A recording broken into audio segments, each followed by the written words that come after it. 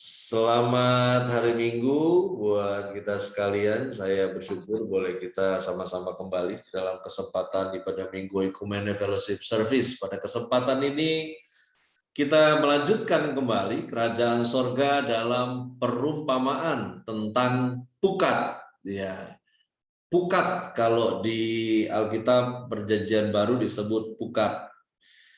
Injil Matius pasalnya yang ke-13 ayat 47 sampai dengan ayatnya yang ke-51. Ya, demikian firman Tuhan. Demikian pula hal kerajaan sorga. Itu seumpama pukat yang dilabuhkan di laut, lalu mengumpulkan berbagai-bagai jenis ikan. Setelah penuh, pukat itu pun diseret orang ke pantai. Lalu duduklah mereka dan mengumpulkan ikan yang baik ke dalam pasu, dan ikan yang tidak baik mereka buang. Demikianlah juga pada akhir zaman. Malaikat-malaikat akan datang memisahkan orang jahat dari orang benar, lalu mencampakkan orang jahat ke dalam dapur api. Di sanalah akan terdapat ratapan dan kertak gigi. Mengertikah kamu semuanya itu? Mereka menjawab, ya, kami mengerti. Ya. Pekerjaan murid-murid Yesus sebagian besar adalah sebagai nelayan daripada sebagai pedagang. Mereka telah meninggalkan jala, ya, pukat itu. Jala, hanya kalau jala versinya yang lebih kecil, kalau pukat itu besar. Perahu mereka, dan kemudian mereka tinggalkan itu semua mengikuti Yesus, jadi penjala manusia. Dan ketika Yesus menceritakan perumpamaan tentang pukat ini kepada mereka, mereka memahami setiap nuansa dari ceritanya karena memang mereka ada di dunia tersebut. Yesus menyinggung mata pencarian mereka sebelumnya, dan salah satu wilayah penangkapan ikan yang terbaik di Israel adalah di tepi utara Danau Galilea. Air sungai Yordan yang mengalir dengan deras membawa tumbuh-tumbuhan, dan tumbuh-tumbuhan tersebut terkumpul di teluk di sebelah utaranya.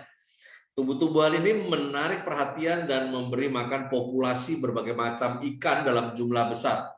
Sekurang-kurangnya dalam penelitian yang pernah dilakukan, ada 25 spesies asli yang sudah diidentifikasi di danau tersebut.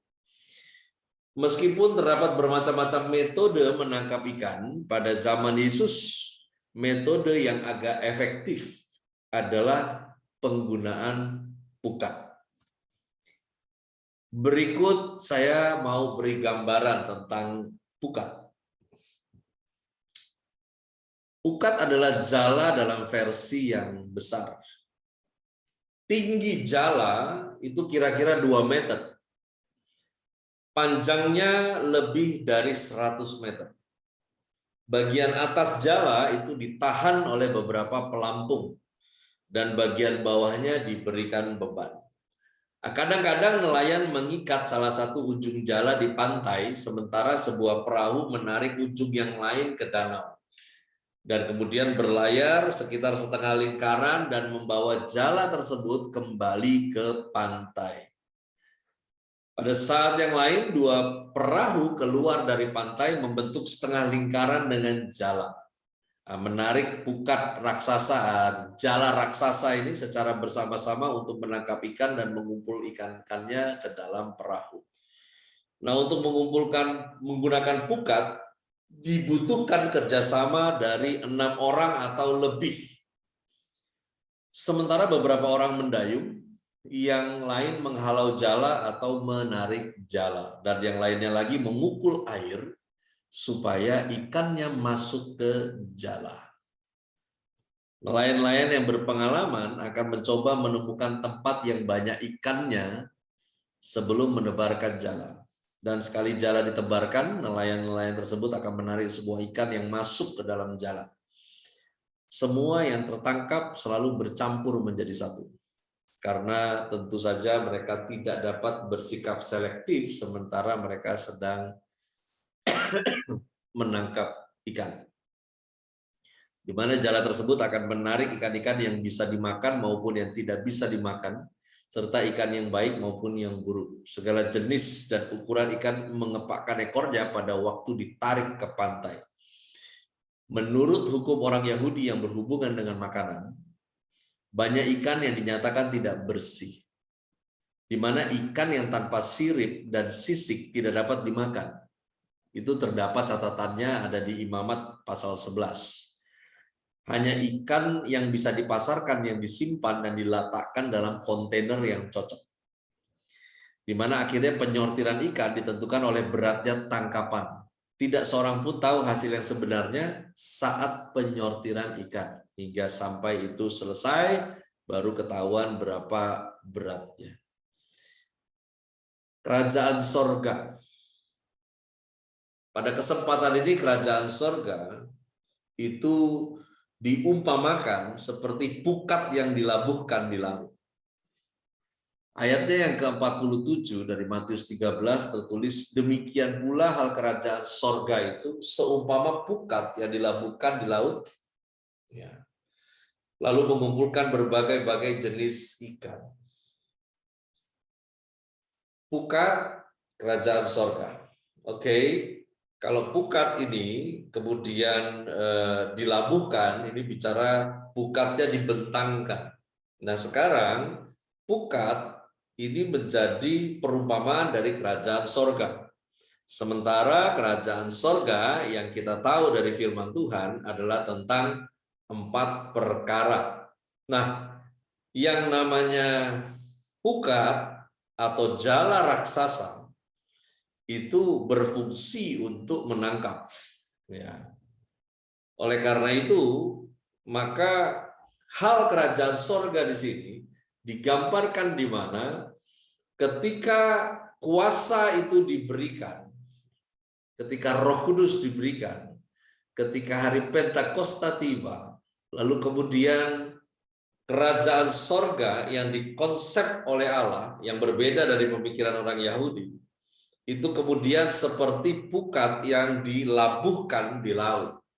Apa itu? Kebenaran, damai sejahtera, sukacita Roh Kudus, dan kuasa. Inilah pukat yang dilabuhkan di laut. Gambarannya kurang lebih begitu.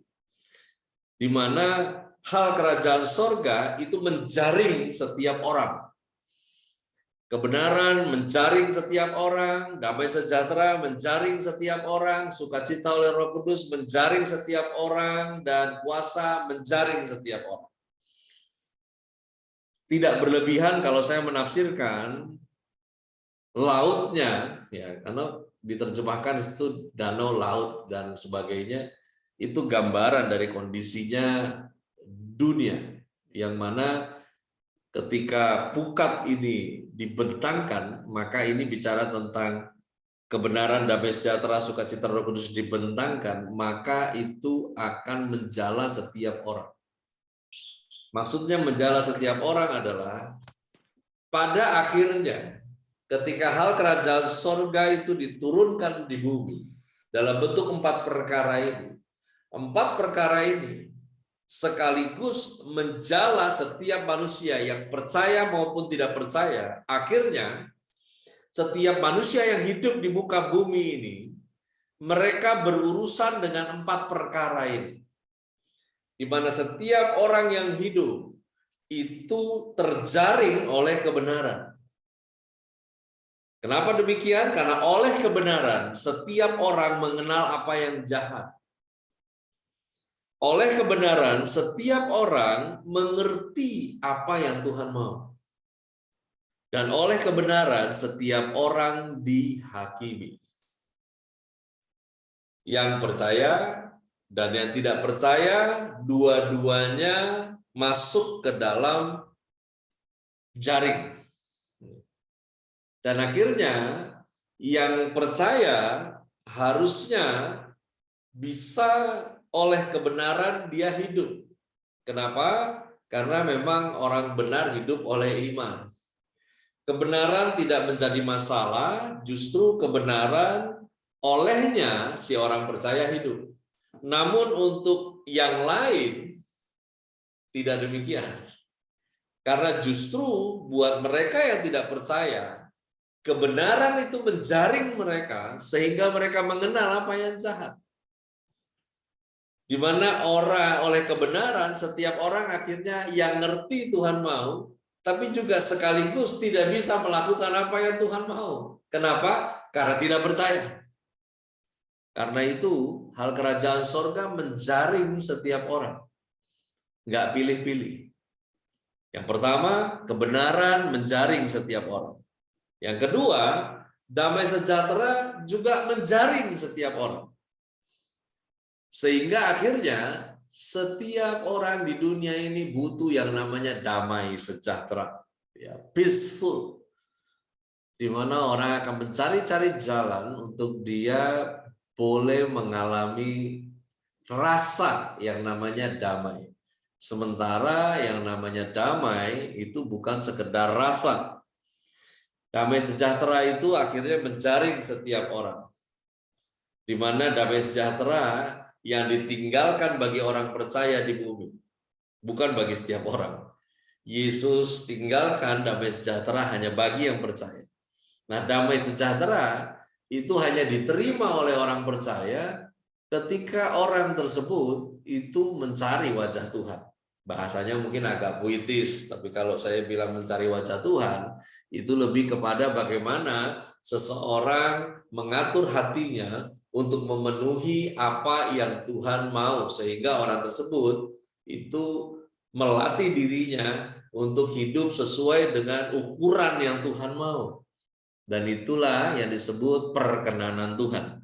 Sehingga setiap orang yang orang tersebut Allah berkenan, Tuhan menghadapkan wajahnya kepada orang tersebut. Dan pada wajah Tuhan itulah ada damai sejahtera. Nah, orang dunia sama-sama butuh barang yang satu ini. Sampai-sampai akhirnya sekarang liburan aja disebut healing. Ya.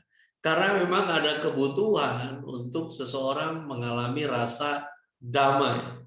Namun, damai itu nggak bisa kamu dapat dari dunia ini. Karena damai hanya ada pada Tuhan. Saya ingat lagu sekolah minggu ya. Naik ku cari damai. Ke lembah curamku turun mencari damai. Tapi emang lu mau jalan ke atas, lu mau jalan ke bawah, lu nggak akan ketemu damai selain di dalam Kristus Tuhan. Nah, karena itu ketika hal kerajaan sorga yang dibentangkan di dunia ini kemudian menjaring semua orang, akhirnya semua orang membutuhkan kebenaran.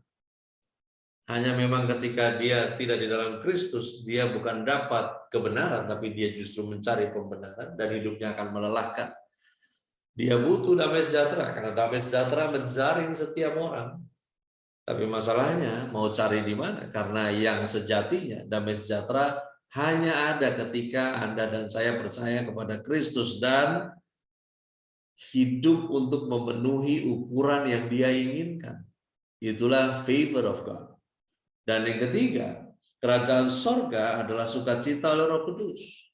Sukacita oleh Roh Kudus itu juga menjaring setiap orang. Di mana sukacita oleh Roh Kudus memberikan kekuatan untuk orang menjalani hidupnya. Tapi sekarang begini, setiap orang akhirnya menjadi butuh akan kekuatan. Diterjemahkan macam-macam, antusias, bersemangat, lalu kemudian muncullah akhirnya karena ada market yang butuh kekuatan. Nah, akhirnya ada penjual kekuatan. Ya, walaupun penjual kekuatan semu. Sekarang ini dikenal dengan istilah motivator. Tahukah Anda siapa motivator? Adalah orang yang jago ngomporin orang untuk terus bersemangat, sementara dia tidak pernah mengalami pergumulan seperti orang yang sedang dia semangati. Itu motivator. Dia cuma bisa ngomong. Dia sampaikan saja kata-kata yang bagus buat kamu, tapi masalahnya dia juga nggak pernah jalani proses itu. Ini palsu punya. Tapi ya, kenapa kok ada yang butuh? Karena memang setiap orang sudah terjaring oleh kebutuhan kekuatan. Nah, kekuatan untuk menjalani hidup ini itu terjadi ketika seseorang percaya kepada Kristus. Nah, yang percaya kepada Kristus juga harus paham bahwa kekuatan dalam menjalani hidup ini itu jelas. Kalau hidupnya dia buat Tuhan, dia akan beroleh kekuatan. Tapi kalau dia mengaku percaya kepada Yesus Kristus Tuhan sebagai Tuhan dan Juru Selamat, namun dia hidup buat dirinya sendiri, dia nggak akan pernah jadi kuat. Demikianlah hal kerajaan sorga dibentangkan di dunia ini. Sehingga orang butuh kebenaran, orang butuh dalam hidupnya damai sejahtera, dan orang butuh dalam hidupnya beroleh yang disebut tadi kekuatan, sukacita roh, ya, di mana rohnya itu terus-menerus diperbarui dengan kekuatan yang terus antusias karena ada Allah di dalam dirinya yang sedang bekerja. Karena dia bukan orang yang melibatkan Tuhan, tapi dia menjadi orang yang terlibat di dalam rencananya Tuhan. Anda jangan bolak-balik kalimatnya, karena sepertinya keren ya. Tadi saya dalam ibadah itu dengar WL ini kadang-kadang hati-hati juga. Makanya WL harus baca Alkitab dan tahu teologi yang benar, karena kalau enggak WL modalnya cuma jago bacot doang. Ya. Mari saudara kita hadirkan Tuhan. Gimana ceritanya lo mau hadirkan Tuhan? Ini kadang-kadang kalimat-kalimat ini geblek banget nih buat saya. Hadirkan Tuhan. Oke, sekarang ginilah logika kata menghadirkan. Berarti kan mendatangkan, gitu ya kurang lebih. Anda mendatangkan seseorang untuk datang hadir di acara Anda. Ya Anda undang, fasilitasi orang datang, gitu ya. Tapi kan nggak gitu cara kerjanya Tuhan. Anda mau undang Tuhan dari mana? Sementara yang disebut dengan hadirat Tuhan itu bukan sebuah rasa, atmosfer, di mana kalau Tuhan turun lalu kemudian masuk ke dalam satu ruangan, and then kamu ngalamin suasananya gitu. Itu tipu muslihat iblis, bos. Ya. Zaman sekarang ini zaman di mana setiap orang percaya itu dimateraikan oleh Roh Kudus. Di dalam dirimu, di dalam diriku sebagai orang percaya, Roh Kudus tinggal di situ. Jadi apa yang kamu suruh hadirkan Tuhan lagi? Karena seharusnya di mana Anda dan saya hadir, di situ Anda dan saya menghadirkan Roh Tuhan. Jadi sesungguhnya ngomong hadirat Tuhan itu adalah bicara tentang Anda dan saya tampil dimanapun jadi representatifnya Tuhan. Harusnya begitu. Nah, sukacita oleh Roh Kudus, di mana adalah di seseorang itu dia bukan hidup melibatkan Tuhan, tapi hidup terlibat di dalam rencananya Tuhan. Makanya bahasa-bahasa ini kadang-kadang diputar balik gitu loh ya. Tapi kayaknya keren didengar telinga. Libatkan Tuhan dalam hidupmu. Kalau libatkan Tuhan berarti gimana dong? Ya. Yang bosnya kamu berarti, karena Tuhan yang dilibatkan. Kan harusnya yang direct Tuhan. Kalau yang direct Tuhan ya kita yang melibatkan diri dalam rancangannya kan. Harusnya demikian. Ya.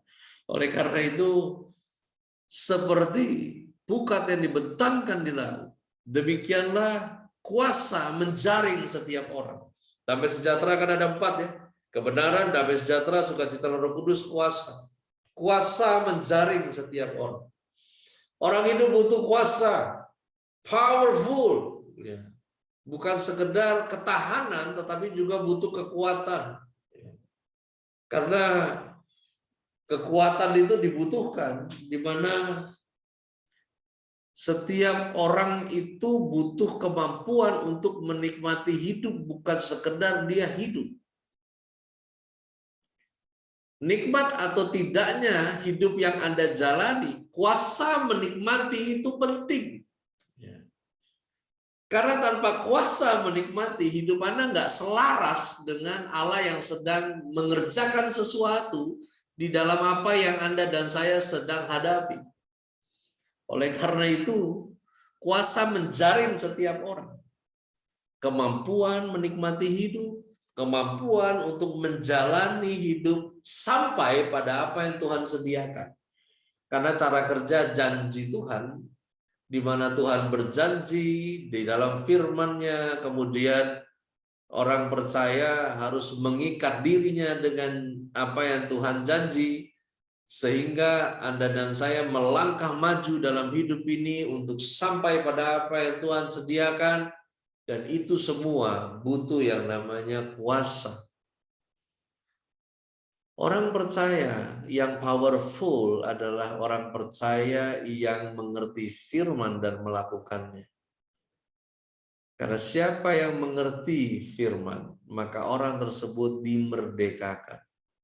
Nah, orang yang dimerdekakan, maka langkahnya menjadi lebih ringan. Dan tentunya dia akan lebih powerful. Karena dia bukan melakukan sesuatu untuk menjadi merdeka, tapi melakukannya karena sudah dimerdekakan. Melakukannya untuk Tuhan dengan pemahaman yang sudah jelas. Oleh karena itu, 4 hal ini dibentangkan sudah di dunia ini. Setiap orang terjaring dengan 4 perkara ini.